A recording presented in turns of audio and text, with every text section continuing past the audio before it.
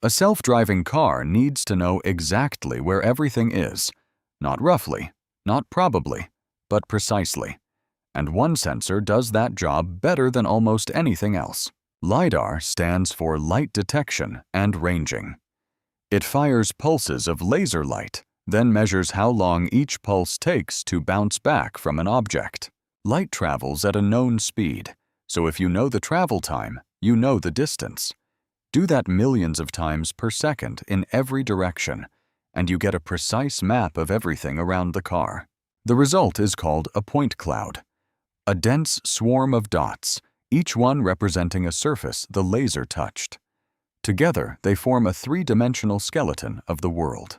A point cloud can show you the edge of a curb, the shape of a pedestrian, or the gap between two parked cars, all with centimeter-level accuracy. Unlike a regular camera, Lidar does not care whether it is noon or midnight. Because it makes its own light, darkness is not a problem. Most self-driving test vehicles combine Lidar with cameras, radar, and GPS. Each sensor covers the weaknesses of the others. Lidar gives depth. Cameras give color and texture. Radar sees through rain. Here is the tension, though. Lidar units are expensive and mechanically complex.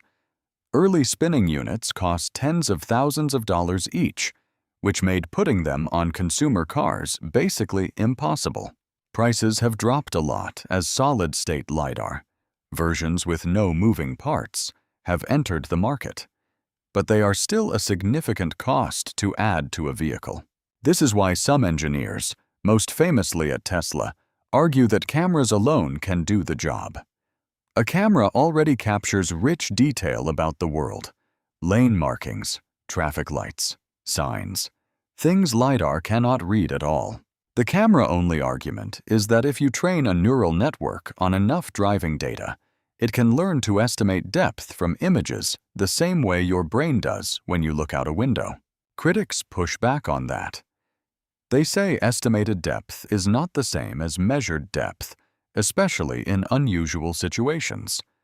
A white truck against a bright sky, a child running between parked cars.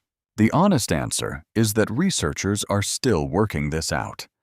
Both approaches have real vehicles on real roads right now, and the data from those tests will probably tell us more than any argument can. What Lidar settled is the idea that a car could build an accurate, live, three-dimensional model of its surroundings, not from guessing, but from measuring. That was a genuine leap. If you want to understand how the neural networks that process all this sensor data actually work, that rabbit hole goes pretty deep, and it connects to a lot of other things happening in AI right now.